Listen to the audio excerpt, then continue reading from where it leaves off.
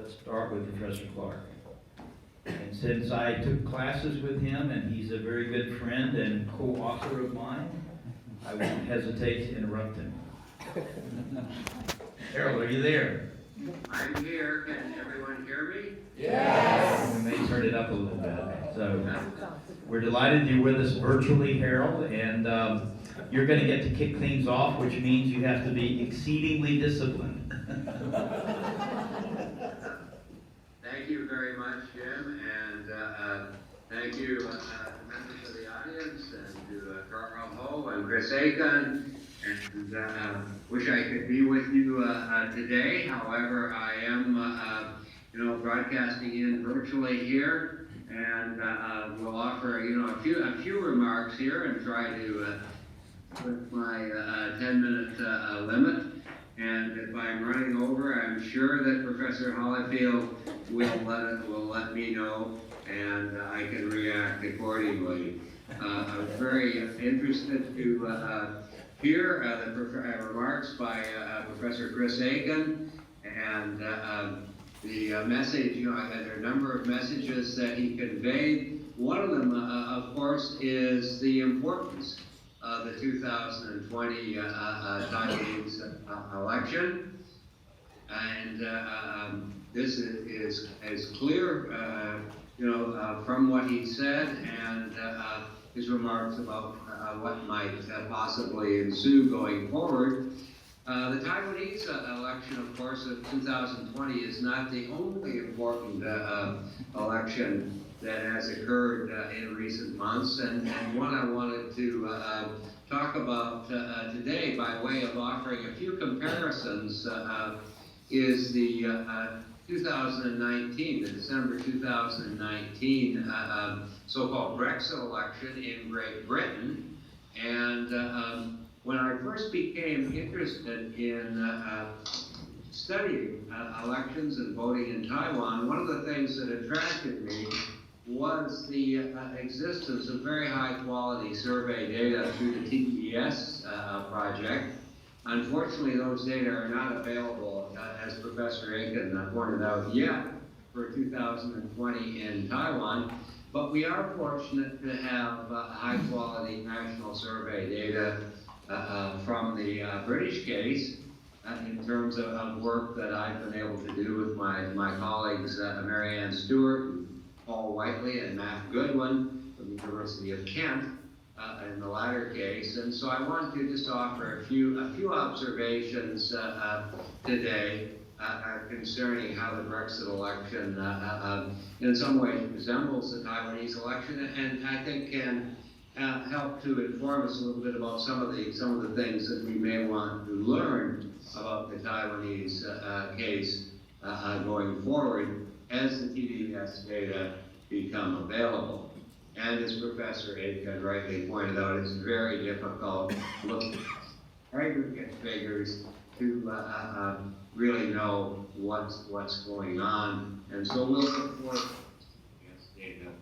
Now, in the British case, one of the things that strikes you immediately, of course, is the British case. That larger neighbor is not China, but rather the European Union. And in the British case, over the past several years, the major question in British politics, the one that has shaped and driven British politics and British voting behavior has been the question of whether or not Britain is going to leave the European Union. Now, we know the answer to that question now. In December the 12th, 2019, the British elect voted to leave the European Union a second time after an initial referendum in 2016. In December 2019, of course, the electorate voted for the Conservative Party and their Prime Minister Boris Johnson, who campaigned on the slogan "Get Brexit Done." And I will, argue to you that indeed Brexit is now half done, Britain has formally left the European Union, but very important questions about the country's relationship with the EU going forward remain to be answered. So far, Mr. Johnson has got Brexit half done. Now, I've got a series of slides. We might turn to slide figure 1 if you could, Furkan, or whoever is manipulating the computer there, which gives you an idea of the scope of the Conservative victory in 2019. We'll keep the top one. Governing Conservative Party increased its vote share by only 1%. But the big story in the British case was a sharp drop in vote for the May proposition.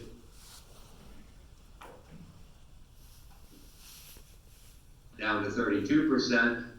In fact, it's worth elected defeat since the 1930s. An absolute disaster. I don't know if you're able to, are the slides being shown? Yes, Dr. Clarke. Excellent, excellent.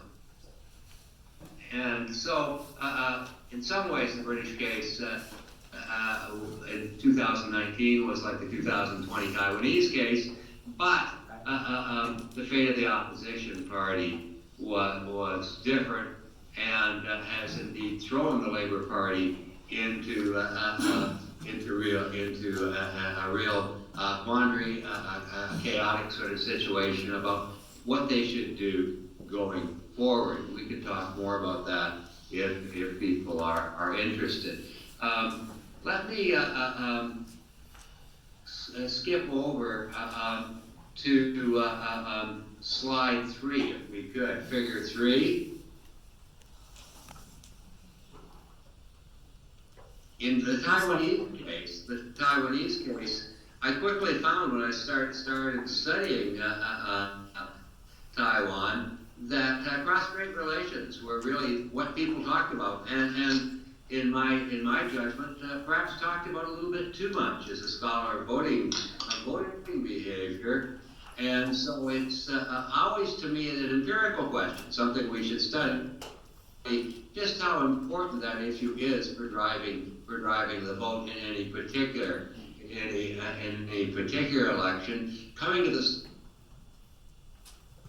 elections from a Western perspective, from someone who has spent his career mostly studying the United States and Britain and Canada, I tended to look for other kinds of variables, feelings about party leaders, partisan identifications, issues, particularly so-called valence issues, as identified by Don Stokes many years ago, as being the key determinants of electoral choice. So I'm always interested and will be interested to see what the 2020 Taiwanese case says about this.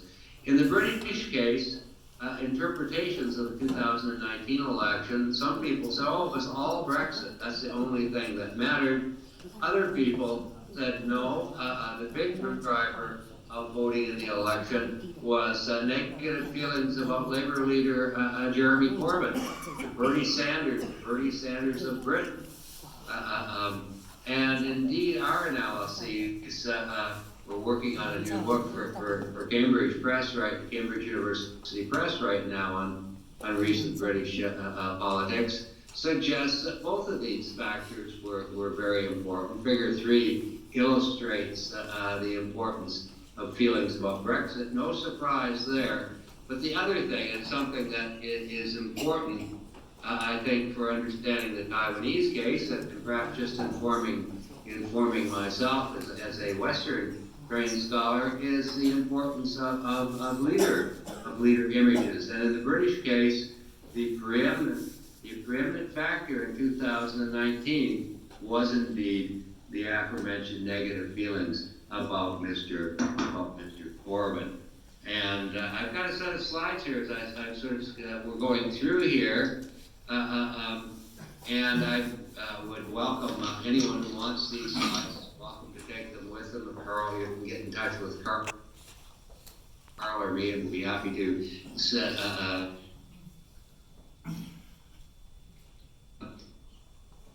comparison is age differences across age cohorts in the electorate. One of the things Carl Hope and I have found with some of our multi-level modeling work in recent years is that there appears to be big age cohort differences across the electorate, and particularly the support for younger people for the DPP relative to their older colleagues. In Britain, if you turn to figure 4, there are absolutely huge differences in attitudes towards the European Union, with young people being much more favorable than older people. And then if you go to figure 5, you can see that this is reflected in voting behavior with absolutely huge differences across age cohorts in terms of voting for Labour or the Conservatives. And it will be interesting to see to what extent there are age cohort differences in the Taiwanese case. The work Carl and I have done suggests that this is true as well.